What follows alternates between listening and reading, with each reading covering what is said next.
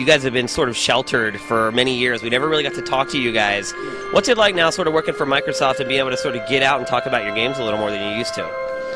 It's interesting. None of us are really used to it, and we're not exactly the most comfortable people doing it.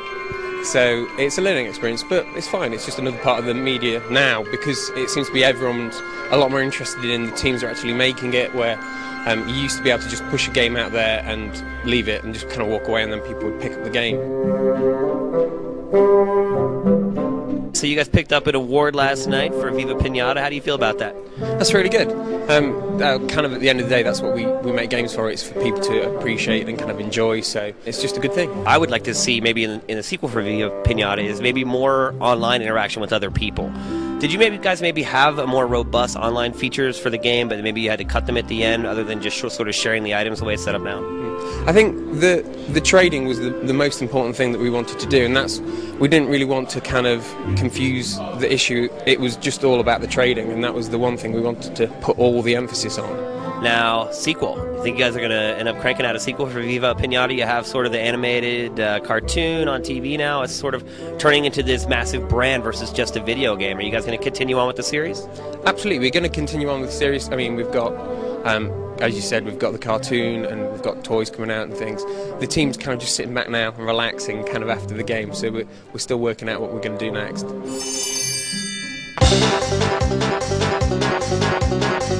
What is next on your docket? What's the next game you're working on? Well, I've actually now moved over onto the Banjo team, so I'm kind of like helping them and creating the world, the new kind of Banjo world, so it's going to be interesting. And when you say new, is it going to be a lot different than what we're used to with the game? Well, no, it's still going to be the same characters, it's still going to be the same thing. It's just, obviously, it was so many years ago that Banjo was around. We've got a lot of technology and a lot of new things to kind of try and pour into that world, so that's what we're trying to make it a richer place now. Now, do you see the new Banjo as a continuation of the series, or is it going to be something that sort of starts off on its own and starts sort of a new series?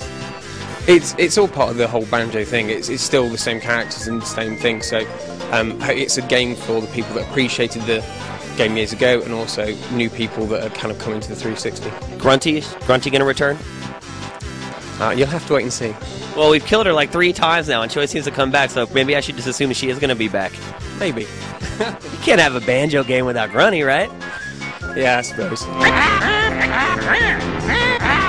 A big part of the game was sort of how you worked in tandem with Banjo and Kazooie. Are you guys going to sort of push that idea even further with this game? Well, we've got a lot of new kind of ideas, what they want to do with the franchise, and the designers have come up with some very interesting things. You'll just have to wait and see. It's going to be very good. Stop and swap? Not that again. It'll never go away. No, but yeah, so I don't think we'll be doing that. For the record, what happened with Stop and Swap? I'm not actually sure about the whole logistics of it, but kind of like pulling cartridges out and sticking other cartridges in. I think they just decided in the end that it probably wasn't a brilliant idea. Rare's been through a lot of transition over the last 5 years. You guys built up a huge fan base during the N64 years. It's probably tough for a lot of those sort of Nintendo fans to migrate over to the 360. What would you say to your fan base to sort of convince them to, really stick with you guys and see what you guys are working on in the future? I don't know really how to say to convince people to keep buying our games, but we're just going to keep doing what we do, and we're going to keep trying to innovate and create new ideas. We've got such a long history with Nintendo, and our relationship with them is so good anyway still, because that was an important thing. So I think the industry needs these companies that are willing to just keep taking these risks, and we're one of them. So. And you have a company that's willing to let you take the risks, right? Absolutely. That's the brilliant thing about Microsoft, where they've got so much backing we have with them that they kind of just say, just go and do something interesting. And being part of the first party, that's what we're there for. We're there to do interesting things, and hopefully other people will follow.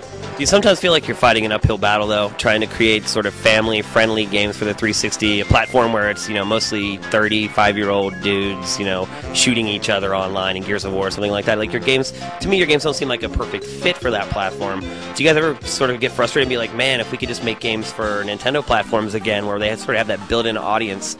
You ever think about that?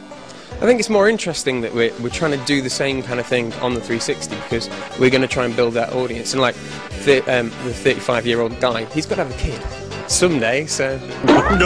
Now, the Stampers have left Rare. How do you think that that's going to impact you guys in the long run? It sounds to me like they came up with a lot of the concepts for your games, but how do you think that's going to affect you guys long term? I don't think it's going to be kind of too bad because we've got all our old directors that are still there. I mean, Greg Mayles, he's been at the company longer than I know, and there's Mark Bettridge who's now there. I think he was the first employee that the Stampers ever had. So of course, we're all still the same kind of group and the same family.